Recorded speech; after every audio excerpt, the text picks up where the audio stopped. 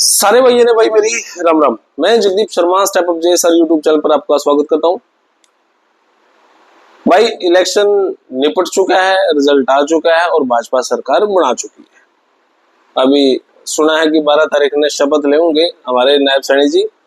और इस इलेक्शन के दौरान 3 आदमी जो सबसे ज्यादा वायरल थे वो हमारे रामकुमार गौतम जी, वो हमारे नायब सैनी जी, और हरियाणा में जो सबसे बड़ा नाम बना चुके अमित सैनी रोहतकिया। तो भाई ये 3 नाम सबसे ज्यादा वायरल रहे और आज इन तीनों को ही जिक्र पूरे हरियाणा में चला भी हुआ है। एक सेकंड होल्ड करो भाई।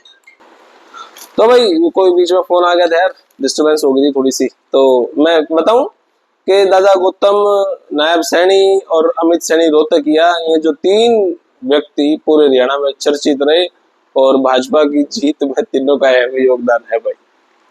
अब बहुत सारे लोग यूं सोचे कि भाजपा आ क्यों कर गई। कुछ बड़े बड़े नेताओं ने तो आरोप यूं भी लगा दिया कि ईवीएम में सेटिंग कर गए, ईवीएम में गड़बड़ कर गए। खैर किस किस का मुंह पकड़ा जाए, कहने दो जिसने जो कहना है। लेकिन इसके पीछे की सच्चाई यही है। वोटिंग से एक दिन पहले मैंने वीडियो बनाई कि भाई भाजपा कांग्रेस से आगे रहेगी 4-5 सीट, और ये तो और भी ज्यादा होगी। और भाजपा 38 से 44 सीट लेगी और भाजपा से आगे कांग्रेस नहीं जाएगी, 5-4 सीट कम ही रहेंगी। और इस टाइप की मैंने वीडियो बनाई थी और ज्यादा बहुत एक्सप्लेन नहीं करी, लेकिन जो था वो मामला एज इट इज हुआ। आपने सबने भाई वो वीडियो भी देखी और अप्रिशिएट भी करा और बहुत बहुत धन्यवाद भाई। लेकिन इसके पीछे के कारण क्या है, भाजपा का जीतने का कारण क्या है, अब मैं उस पर जाऊंगा, एक्सप्लेन करता हूं जो मेरे दिमाग में है, जो मेरी समझ में है। देखो 1966 में ना हरियाणा अलग हुआ पंजाब से, और आज तक कभी ऐसा नहीं हुआ कि कोई भी सरकार तीसरी बार रिपीट करे। लेकिन ये हमेशा हुआ, जो सेंटर की सरकार है वही हरियाणा की सरकार है। तीसरी बार सेंटर में सरकार बनी तो तीसरी बार हरियाणा में सरकार बनी। अब ये तो खैर संयोग है, ऐसा होता तो ऐसा हो सकता था। अब बात करेंगे जो मेरे समझ में आवे भाजपा के जीतने का कारण हो, कांग्रेस का हारने का कारण। बहुत लोगों के दिमाग में ये था कि एंटी इनकम्बेंसी रही, भाजपा हार जाएगी, ये विचार चला लोगों के दिमाग में। लेकिन वो एंटी इनकम्बेंसी तभी खत्म होगी थी जब मनोहर लाल जी को बदल दिया, रिप्लेस कर दिया गया और वहां पे नायब सैनी को मुख्यमंत्री बना दिया गया। उस प्रकरण के बाद एंटी इनकम्बेंसी खत्म हो गई थी। फिर भी विपक्ष इस बात को चलाया गया कि भाई नो हो गया, नो हो गया, और रोजगार की बातें लाता रहा कि भाई रोजगार हरियाणा नंबर 1 है। हालांकि भाजपा के बहुत सारे प्रवक्ता इस बात को एक्सप्लेन नहीं कर पाए कि बेरोजगारी ज्यादा है तो क्यों है और नंबर 1 है तो क्यों है। आपका ध्यान हो तो मैंने एक बार इंटरव्यू किया था जवाहर यादव जी का। उन्होंने एक बात बताई थी कि कांग्रेस उस सर्वे को भी उठा रही है बेरोजगारी नंबर 1 में जहां पे 14 साल के बच्चे को भी बेरोजगार दिखाया गया है। एक ऐसी लगभग मैंने वीडियो बना रखी, तब उन्होंने जवाहर यादव जी ने इंटरव्यू में ये बात कही थी, 14 साल, 15 साल, 16 साल, 17 साल के बच्चे, 18 साल के बच्चे को भी बेरोजगार कांग्रेस बता रही है। तो ऐसे बच्चे को आप नौकरी काम धंधा करवाओगे कि पढ़ाओगे? उसकी परसेंटेज भी बहुत ज्यादा थी। हालांकि हरियाणा में कोई ऐसा बोल भी नहीं रहा था कि जहां पे लगभग 70,000 नौकरियां कांग्रेस ने दी, उसका लगभग डबल 1,40,000 से प्लस भाजपा नौकरियां दे चुका है, जो कि बिना पर्चे बिना खर्ची के। इसके बावजूद भी कांग्रेस के नेता, जो 2 बड़े बड़े नेता हैं फरीदाबाद और अपने हसंद वाले, के एक तो नुका भाई 50 वोट लाओगे तो नौकरी देवांगे, एक नुको है कि भाई अपने घर भरांगे। अरे भले आदमी, चलो अब मैं इस बात पे भी नहीं जाऊंगा। हालांकि उनका रिप्लाई वहां की जनता ने उनको दे दिया, सिरे से नकार दिया। तो ये बातें थी, नौकरी का विषय था जो कि साबित नहीं हो पाया। एंटी इनकम्बेंसी, मुख्यमंत्री का चेहरा बदलते ही वो खत्म हो गई थी, और सिर्फ कांग्रेस इस बात को लगाए हुए थे एंटी इनकम्बेंसी, एंटी इनकम्बेंसी नहीं थी। अब बात आवा है माहौल कैसे बना, exit poll. Opinion poll, Haryana के ऑलमोस्ट पत्रकार, बड़े बड़े पत्रकार समझो आप, वे सारे एक्सप्लेन कर रहे अपने नु दिखावा के भाई जुकर हम बोलोगे नु ये चलेगा नहीं। यहाँ पे ये सोचना मतलब सारे एग्जिट पोल ये दिखाने लग रहे कि कांग्रेस 50 तो ऊपर गिनती शुरू होगी, भाजपा तो जमा खत्म हो जाएगी। जिस दिन मैंने वीडियो बनाई वोटिंग के रिजल्ट से एक दिन पहले लगभग 150 फोन करे होंगे भाई। मैंने लोकसभा के इलेक्शन से भी सीखा मैंने कि भाई मेरी मिस्टेक कहाँ थी। हालांकि इतनी ब्लंडर मिस्टेक नहीं थी मेरी, फिर भी थी, एक्सेप्ट इट। लेकिन मैंने विधानसभा में कुछ नया सीखा। मैंने 200 फोन करे हरियाणा की सारी विधानसभा में, कुछ भाजपाई लोगों से बात करी, कुछ कांग्रेस के लोगों से बात करी, कुछ उनके समर्थकों से बात करी, पत्रकारों से बात करी, तो कहीं से भी ये सेटिस्फेक्शन वाला रिप्लाई नहीं था कि क्या सच में भाजपा आएगी या कांग्रेस आएगी।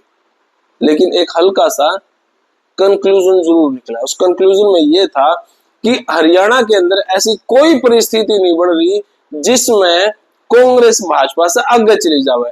वोटिंग से एक दिन पहले रात को 9:30 बजे वीडियो अपलोड करी थी भाई। देखियो जिन भाई आज तो कहते हो कि पहले नहीं बताई, पहले बता रखी है भाई मैंने। और जब उस बताने पे तो रात रात लोगों ने जाकर गाली भी नहीं मिलता है। पता नहीं कितने कितने बूढ़े शब्दों का इस्तेमाल करे। खैर संस्कार की बात है, हमारे नहीं है तो हमने नहीं दिए, जिनके उन्होंने दे दिए, कोई बात नहीं। तो भाई एग्जिट पोल गलत साबित हुआ। सारे के सारे सिर्फ एक ही रट को पकड़ रहे, एग्जिट पोल ओपिनियन पोल अब और गलत साबित होने लगे। एक आधा था जो आउट ऑफ हरियाणा था, जो बताओ था कुछ कुछ 400 पार का नारा था, एग्जिट पोल सारे दिखाओ थे 240 पर रहेगी। अब की बार कांग्रेस की लहर दिखा रहे थे सारे एग्जिट पोल रहेगी। हमेशा हमेशा नहीं कहूंगा, लेकिन आप समझना जब भाजपा 2014 के लोकसभा में आई तब कोई भी एग्जिट पोल भाजपा की स्थिति साबित नहीं कर पा रहा था। जब विधानसभा का चुनाव हुआ तो सारे भाजपा को नहीं जिता रहे थे और भाजपा स्वतंत्र सरकार बनाकर आ गई।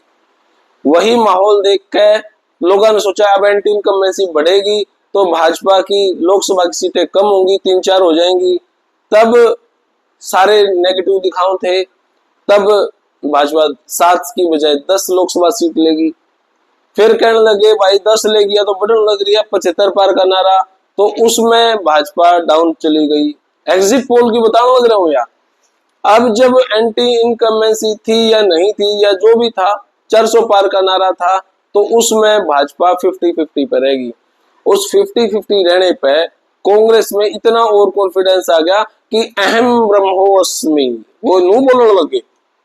मतलब आदमी चलो मैं नहीं जाऊंगा इस बात पे भी, लेकिन वहां पे कितनी बड़ी बातें चली, कितने हैवी मैसेजेस मेरे कमेंट बॉक्स में भी आए, कितने भद्दी गालियों का प्रयोग मेरे कमेंट बॉक्स में करा गया। तो या आम जनता इन सारी बातों ने समझा है भाई। अब विधानसभा का चुनाव 3 महीने के बाद होना था, तो वो चुनाव का समय आ गया। टिकट इस तरीके से बांटी गई भाजपा ने कि लोगों के आम जनता के दिमाग में गई की टिकट बांट दी, इसका मतलब भाजपा इलेक्शन ही नहीं जीतना चाहती। फिर बैठ कर सोचा, मैंने भी सोचा और पॉलिटिक्स पार्टी भी सोची थी, उनका तो अहम ब्रह्मोस्मि हो रहा था, तो अब वो जिसका भी हाथ लगा देंगे और वही सोना बन जाएगा, ये उनके दिमाग में था। बहुत सारे लोग ने तो अपने डिपार्टमेंट भी सोच लिए थे, मैंने वो मंत्री पद चाहिए, मैंने वो मंत्री पद चाहिए। लेकिन लोकतंत्र जीवित है, वो डिपार्टमेंट उनके रह गए। अब 2029 की तैयारी पर घर में जुट रहे हैं। हरियाणा के अंदर भाजपा ने धर्मेंद्र प्रधान को लाए और धर्मेंद्र प्रधान ने अपनी एक स्ट्रेटेजी तैयार करी और स्ट्रेटेजी पर काम जब चला, कंगना रनौत जो अपनी बयानबाजी दे रही थी उनको चुप कराया गया, ब्रिजभूषण को चुप कराया गया, जब पहलवानों के मुद्दे चले हुए थे, बहुत सारी बातें को चुप करा दिया गया, भाई सब किसी भी विषय पे बोलो मत, अपना काम करो। तो धर्मेंद्र प्रधान की स्ट्रेटेजी काम आई हरियाणा के अंदर, और जिस जिस मुद्दे पे कांग्रेस बोल रही थी भाजपा चुप होकर डाउन टू अर्थ उस पर काम करने लगी भाई। और डाउन टू अर्थ काम करने का मतलब ये है आम जनता बड़े बड़े पॉलिटिशियन समझ नहीं पाए। आरएसएस की संघ की मीटिंग्स और रैलियां और छोटे न बड़े सारे प्रोग्राम इन 3 महीनों के अंदर 16,000 के लगभग करा दी। 16,000 छोटी छोटी रैलियां से लेकर जनसभाएं और सब कुछ मिला गया 16,000 प्रोग्राम आरएसएस ने करे। अब बड़े बड़े पॉलिटिशियन इस बात को समझ ही नहीं रहे थे, क्योंकि एम ब्रह्मोस में उसके दिमाग में था और ये जीत का जो सबसे बड़ा टारगेट आरएसएस ने अचीव करा। क्योंकि जब जेपी नड्डा साहब बोले ना कि भाई हमने तो संघ की जरूरत नहीं है, भाई हम भी ब्रह्मोस्मी, हाँ, तब आरएसएस बैकफुट पा गई थी। तो 400 का पार का जो नारा था वो 240 पार कट गया। तो अगर उन्होंने गलती एक्सेप्ट करी कि हे प्रभु, हे दया निदान, ऐसा हमारे साथ ना करो। तो अब जब भाजपा के साथ संघ ने इलेक्शन लड़ा तो 16,000, जो मेरे पास एक रिपोर्ट आई, 16,000 छोटे से बड़े सारे कार्यक्रम संघ ने करे और यह जीत आप देखने लग रहे। तो जो ब्रह्मोस्मी है ना, जब सोच जावे तो फ्लॉप हो जावे। अब जुकर में फ्लॉप हो गए। जवान, किसान और पहलवान के जब मुद्दे उठाए गए, इन सब में कौन कौन शामिल थे? क्या 36 बिरादरियां शामिल थी? नहीं थी। आपने लगाया कि थी? तो कमेंट बॉक्स में बताइए भाई, जवान, पहलवान और किसान के जब मुद्दे उठे, क्या इन सब मुद्दों में 36 बिरादरी शामिल थी? आम जनता, एक गरीब आदमी, एक एससी बीसी वर्ग इन सब बातों को समझे। उनके लिए जब कोई आवाज उठाने वाला नहीं था, उनके लिए जब नौकरी देने वाला नहीं था, और जब इस टाइप की बातें आई कि भी थारी तो कोई दो उस टाइम एफआईआर भी नहीं कटन दे थे, आज सारी सुनवाई तो है। जब ये मुद्दे उठाने लगे, जब बड़े बड़े पहलवानों को बड़े बड़े रोड शो करवाने लगे, आपने शायद मेरी बात कड़वी लग सका है, लेकिन आप इन बातों को समझना। जो वोट, चाहे उसमें ब्राह्मण भी था, चाहे और बिरादरी भी थी, लोकसभा के अंदर कांग्रेस के तरफ चले गए थे, लेकिन जब वो कांग्रेस में जीतते तो उनके दिमाग में एक बात चली, वो माहौल क्या बनेगा। और जब शक्ति प्रदर्शन होने लगे और तब शक्ति प्रदर्शन में शक्तियां दिखाने लगे, तब वो जो वोट भाजपा छोड़कर कांग्रेस में चला गया था, वो वोट वापस भाजपा में आया। उन्होंने सोचा ही तो भाई तांडव होने लगे। अब यहाँ पे अब फैनेटिक नेचर दिखने लगा, यहाँ पे एक खतरनाक रूप दिखने लगा। तो उन्होंने माना कि भाई हाँ, इट्स ए ब्लंडर। तब वो वोट वापस कांग्रेस के पास से छिटक गए और भाजपा के पास वापस आया। संघ ने मेहनत करी। संघ ने क्या मेहनत करी? इतनी रैलियां करी। संघ ने क्या करा? जो वोट परसेंटेज था 3% वोट को बढ़ाया, उनमें राम मंदिर की इंपोर्टेंस दिखाई। एक तरफ तो जम्मू कश्मीर में तो ये कहने लग रहे हैं जो 370 को उठाएगा हम उनके साथ कोलैप्स करेंगे। अब वही पार्टी हरियाणा में भी इलेक्शन लड़े हैं, तो क्या आम जनता के दिमाग नहीं काम करता? क्या उनके दिमाग में डर भय का माहौल नहीं दिखाई देता? अगर आप सोचो कि सब कुछ आप ही हो तो ना, लोकतंत्र जीवित है। भाई बहुत सारे भाइयों ने मेरी बात कड़वी लाग सका है, बहुत सारे भाई फिर तक गाड़ियां उतारू हो सका है, लेकिन यही जो नेचर था, यही नेचर भाजपा को जीतवा गया। समझो आप इस बात ने। एक अग्निवीर का मुद्दा उठाया गया, लेकिन अग्निवीर में बहुत सारे भाई जाना चाहे हैं, लेकिन उनके खिलाफ चलो कहीं वो कामयाब भी हुए तो कहीं वो नेगेटिव भी रहा है। कुमारी शैलजा को जब दरकिनार कर दिया गया, टिकट बंटने में जब वो कहीं ना कहीं नाराज दिखी, और जब जाति सूचक शब्दों का प्रयोग किया गया, कहीं ना कहीं दूसरों के समर्थकों के द्वारा शैलजा को ऐसी भाषा का प्रयोग किया गया, अजीब अजीब सा माहौल बना। तो वहां पे कुमारी शैलजा, हमारी बहन जी, चुपचाप बैठ गए और स्थिर स्थिति में आ गए। इलेक्शन चलता रहा और वो चुपचाप बैठे रहे। उनके वोटर्स, उनके समर्थक इस बात को महसूस कर रहे थे, भाई जब हमारी नेता चुपचाप बैठ गई, वो कुछ कर नहीं पा रही है, तो उनकी सरकार आ गई तो हमारा क्यों होगा। ये मैसेज ऐसा गया लोगों के बीच में, और जब ये मैसेज गया तो वही अंडर करंट जो लोगों के दिलो दिमाग में था वो फूट नहीं सका, वोट के थ्रू बाहर आया, वोट से चोट मारी। क्या सिर्फ बैलेट की वोट से ही कांग्रेस जीतेगी? क्योंकि जब गिनती शुरू हुई तो बैलेट वोट की गिनती शुरू होनी थी। 80% जो मेरे भाई वीडियो देखे कमेंट बॉक्स में बताइए भाई, 9 बजे सारे टीवी बंद करके होंगे भाई। यू तो जो भाजपा के समर्थक टीवी बंद करके थे भाई, यू क्यों हो गया रहा है? लेकिन मैंने पता था ये बैलेट वोट है, ये उन्हीं की वोट है। तो लेकिन वोट तो और भी होनी थी। लेकिन जैसे ही आधा घंटा बीता, लोगों ने 11 बजे, 11:30 बजे, 12 बजे जब गलती से टीवी ऑन कर लिया तो समीकरण रातों रात नहीं क्या पलट जाए। वे पलटे भाई, क्यों पलटे वे? क्या गरीब आदमी, एससी आदमी, बीसी समाज का आदमी वोटर नहीं है? क्या उनकी वोट की वैल्यू नहीं समझी जाती? एक धन बल और लठ बल के हिसाब से ये वोट की काउंटिंग हुआ है। एक गरीब की भी वही वोट की गिनती है, एक अमीर की भी एक वोट की वही वैल्यू है। तो वैल्यू को दरकिनार कर दिया गया और अंगे के बल पा गए। तो एक गरीब आदमी डर गया उस माहौल से। नहीं डरा तो कमेंट बॉक्स में बताइए भाई, हो सका मैं गलत हूं, लेकिन कमेंट बॉक्स में जानना चाहूंगा भाई आप क्या सोचो। एंटी इनकम्बेंसी थी तो खट्टर साहब को बदल दिया गया और खट्टर साहब को बहुत सारी रैलियों से दूर कर दिया गया। भाई खट्टर साहब को रैलियों से दूर कर दो, आम जनता उनको देखना नहीं चाह रही, तो उनको रैलियों में ज्यादातर बुलाया नहीं गया। और कहीं ना कहीं उनमें भी था अहम ब्रह्मोस में, लेकिन वो संघ के थे, समझदार थे, तो वो खुद भी इस बात को समझ गए, तो उन्होंने खुद ने भी दूरियां बनाई। लेकिन मैं एक बात आम आदमी से जानना चाहूंगा, खट्टर ने कितने घोटाले करे हैं भाई? खट्टर ने कौन से गंदे काम कर दिए?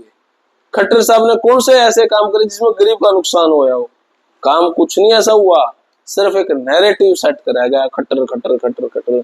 उससे बड़ी आदमी यार कमेंट बॉक्स में बताओ, समझ गए होगे आप तो भाई इस टाइप के कितने सारे समीकरण बने, कितने सारे बगड़े, कितने सारे अंगे के बल पर चले, कितने सारे अंगे के बल पर रैलियां दिखाई गई। आम जनता सारी बात समझे है, लोकतंत्र मरा नहीं है। मैं एक बात और विपक्ष भी कुछ एक पार्टियों को बताना चाहूं कि भाई अगर आप 36 बिरादरी का साथ लेकर नहीं चलोगे तो आप कभी सत्ता में नहीं आ सकते। भाजपा के पास एक बड़ी पावर गरीब व्यक्ति है। अमीर कितने, 2-4% है, 5-10% है, और नहीं है तो गरीब ही। गरीब की पुकार अगर विपक्ष की पार्टियां समझेंगी, गरीब के दिल में झांक कर देखोगे, आज आपके पास पूरे 5 साल है। विपक्ष की पार्टियों को बताऊंगा मैं, अगर वो गरीब के बारे में सोचना शुरू करेंगे, राजनीतिक तौर पर नहीं उनके दिल को समझना शुरू करेंगे, तो 2029 में आप आओगे, और नहीं तो भाई नहीं आओगे। 2026 का परिसीमन देख लेना कैसा बनेगा। पूरे हरियाणा की जनता को, एक एक व्यक्ति को विपक्ष ने मिलना होगा, उसके दिल में यह बात बिठानी पड़ेगी कि भाई हाँ थारे खातर हम हाँ। अगर वो नहीं बिठा पाओगे तो सरकार उन्होंने इब्बी, आम जनता उन्होंने इब्बी नुए बिठा देगी जो करीब बिठा रखे हैं। अगर आप अपने आप को साहब कहलवाना पसंद करो हो तो घर आए बैठे रहो, साहब नहीं बनोगे हैं। तो भैया वीडियो इतनी है और बहुत सारी बातें इसके बाद भी हो सकती हैं, लेकिन भाई जो दिल में था बता दिया। हो सकता है मैं कहीं गलत हो सकूं। कमेंट बॉक्स में भाई मेरा भी मार्गदर्शन करें, बताएं भाई जल्दी तू कित गलत था, तो उसको मैं भी एक्सेप्ट करूंगा। एक वीडियो बना के और नीचे गाड़ वीडियो मैंने बना दी, गाड़ थम दे दो, उससे होगा कि उससे यही होगा जो इब होया है।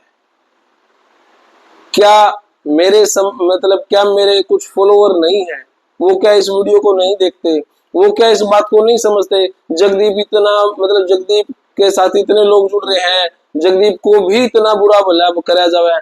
अरे राजनीति मेरे साथ भी हुई, मेरे खिलाफ भी नैरेटिव सेट हुए, लेकिन भाई ऊपर वाला देखा सब कुछ है। ये यहां तक के नैरेटिव सेट हुए किए गए हैं कि भाई इसको नो साबित करो, इसको जातिवाद साबित करो, इसको नो साबित करो। मेरी फेसबुक अगर आप देखोगे तो ऊपर से नीचे तक न्यूट्रल सारी रिपोर्ट है।